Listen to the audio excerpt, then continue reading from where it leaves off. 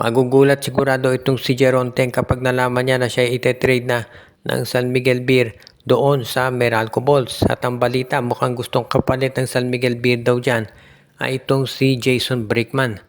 Ang gusto kasi ng San Miguel magkaroon sila ng isa pang point guard at yan ang gagamitin nila itong si Jeronten bilang trade asset. So kung sakasakali na mapunta sa San Miguel si Brickman, ang magiging rotation nila sa guard, si Jason Brickman, si Chris Ross at si Chris Rosales. At doon naman sa shooting forward nila, nandyan of course sila si Terence Trollano. At pagdating naman dito sa guard, si Jerry Canby, si CJ Perez at si Jericho Cruz. So magiging mas malalim yung lineup ng San Miguel kapag ito'y natuloy.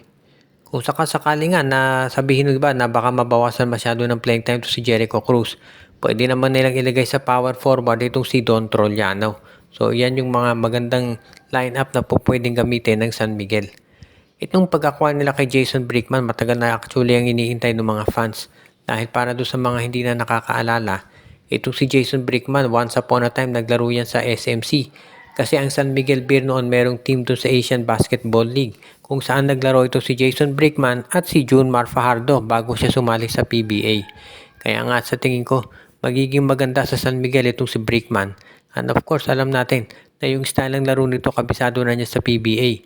At bilang veterano ng mga international leagues, hindi yan magkakaroon ng issue pagdating sa pag-adjust ng kanyang playing time dito. Kaya sa tingin ko, magiging bagay sa San Miguel itong si Jason Brickman. Sa ngayon naman, itong Meralco Balls daw willing makipag-trade dahil alam nila si Jeronten, matinding scorer yan at yan din naman yung hinahanap nila dito sa kanilang roster. Kaya sa tingin ko, pwede talaga na itong si Jeronten magamit itong Meralco Balls. At wala tayong masasabi na mayroong matatalo dito sa mga trades na magaganap ngayon sa SMB at Meralco.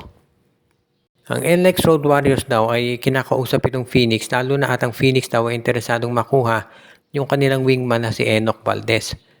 Posible na baka daw ang ibigay ng Phoenix na kapalit ay isang second round draft pick at baka tanggapin na ito ng NLEX Road Warriors. Unang-una, itong si Enoch Valdez hindi naman masyadong nabibigyan ng minuto ni Coach Jong Wichiko. Pangalawa, yung draft pick nitong Phoenix, gagamitin niya ng NLEX para mag-rebuild. Tandaan natin, yung draft pick ng Blackwater nakuha ng NLEX. So, ibig sabihin mataas yung posisyon ng first round draft pick ng NLEX dito sa darating na draft. Kung makuha pa nila yung draft pick ng Phoenix, magiging tatlo na yung draft pick ng NLEX. Yung first round draft pick, yung second round draft pick nila, plus yung second round draft pick ng Phoenix. So medyo maganda-ganda yan ang magagawa ni Coach Jong Wichiko para makapag-build up at makapagdagdag ng mga players dito sa kanilang koponan. Alam natin na matagal nang gusto ni Bolik ng katulong kaya nga nila kinuha itong si Shawnee Winston para dalawa na silang scorer dyan.